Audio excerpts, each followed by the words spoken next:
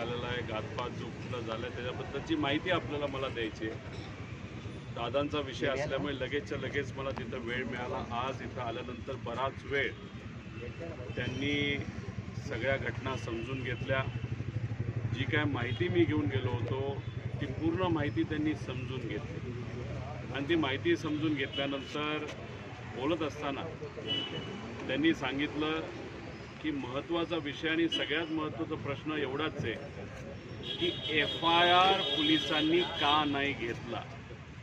त्यांचा अभ्यास चांगला असल्यामुळे त्यांनी मला 2 दाखले दिले सुप्रीम कोर्टाचे, ज्याच्यामध्ये ॲक्सिडेंटल डेथ रिपोर्ट झाला असला तरी FIR घेता येतो, तो नागरिकांचा हक्क आहे. आणि एक दुसरा दाखला ज्याच्यामध्ये काही झालं तरी FIR घ्यावाच लागतो पोलिसांचा, हा दुसरा दाखला त्यांनी तिथं दिला होता.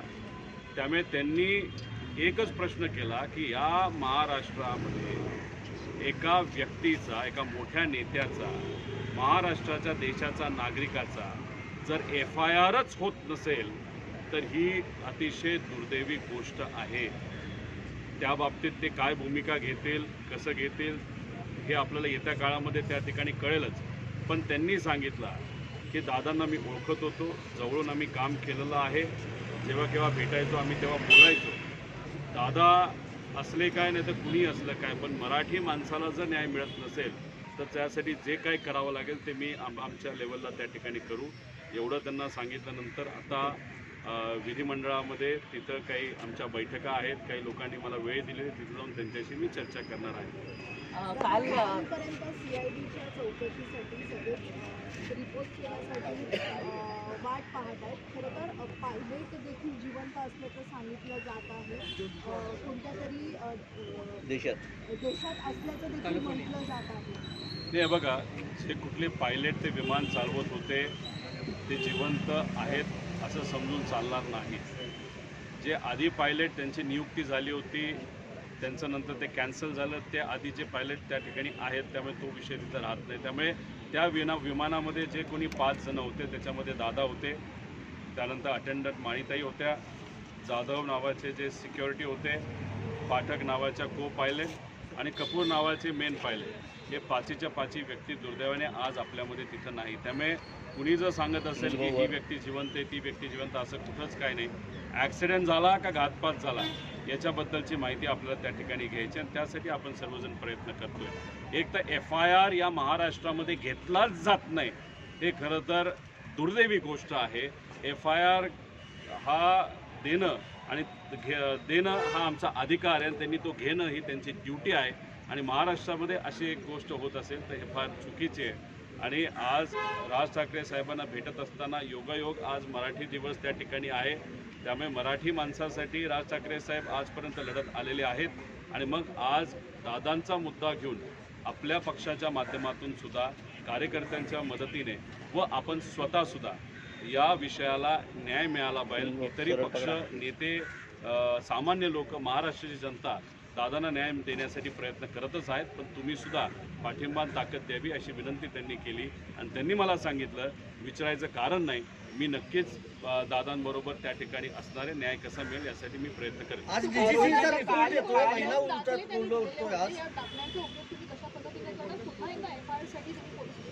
नाही, एकतर काय आहे की माझ्यावर टीका काही सत्तेतले लोक आणि नेते तिथं करतात. काल अजितदादा पक्षातले जे काही प्रमुख नेते आहेत त्यांनी सांगितलं की मी इव्हेंट करतोय. बरं, मी इव्हेंट करतोय असं तुम्ही समजा, तर तुम्ही सत्तेत आहात ना, स्टंट करतोय, तुम्ही सत्तेत आहात ना, FIR हा सगळ्यांचा अधिकार आहे. मी विरोधात आहे म्हणून तुम्ही माझा FIR घेऊन देत नाही, नाही तर घेतला जात नाही. तुम्ही सत्तेत आहात ना, तुम्हाला काय माझ्याबद्दल वाटायचं वाटू द्या, पण सत्तेचा वापर करून तपास काय दिशेनं जातो हे आपण तात्पुरता बाजूला ठेवा. साधा एक FIR करून देण्यासाठी थोडीशी मदत तरी करा.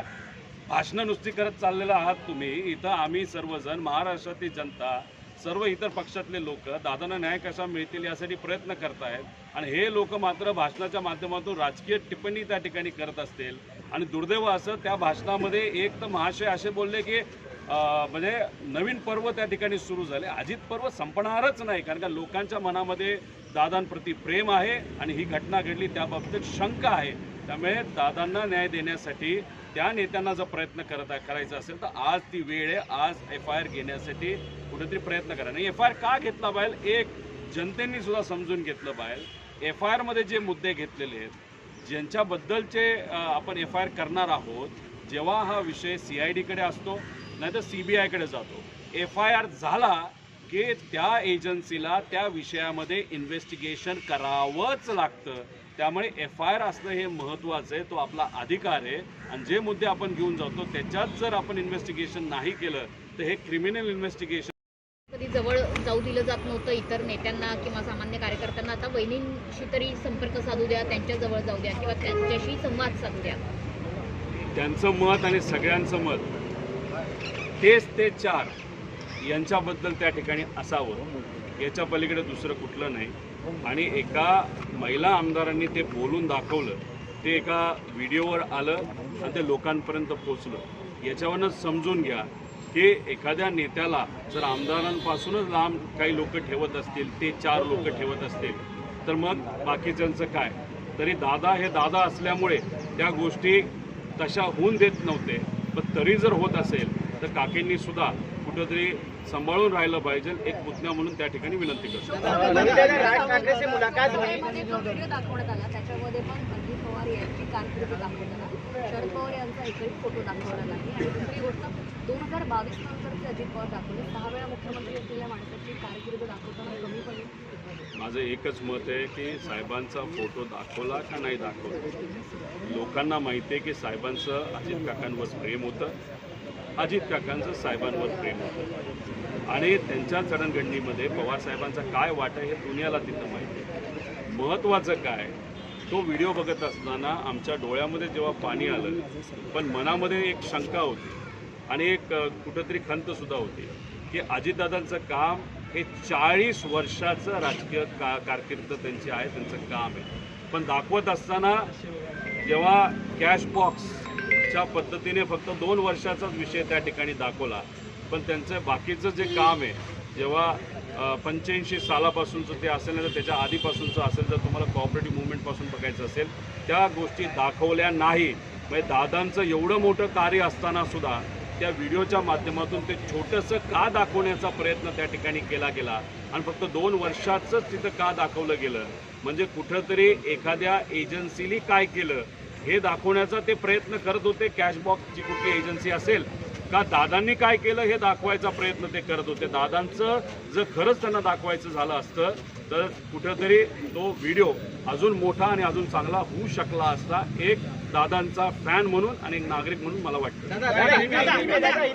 राज ठाकरे साहब को मैंने वहाँ पे डॉक्यूमेंट्स दिए हैं. FIR नहीं हो रहा ये मुद्दा उनके सामने वहाँ पे मैंने प्रस्तुत किया. उसके साथ जो रिसर्च मैंने किया है वो डॉक्यूमेंट जैसे अलग जो दूसरे बड़े नेता हैं, जैसे राज ठाकरे साहब भी महाराष्ट्र के बड़े नेता हैं, उनको भी उसके बारे में इंफॉर्मेशन वहाँ पे मैंने दी है. उनका कहना है कि FIR होना ये किसी भी व्यक्ति का हक है. अगर महाराष्ट्र में एक नेता का एक्सीडेंट या जो भी कॉन्स्पिरेसी है वहाँ पे उनका मृत्यु होता है, उनके मृत्यु के बारे में अगर FIR महाराष्ट्र में लिया नहीं जा रहा तो ये उचित चीज़ नहीं है, ऐसे उनका स्टेटमेंट है. आगे जाके वो डेफिनेटली इस विषय के लिए सपोर्ट करेंगे, ऐसा मुझे विश्वास है.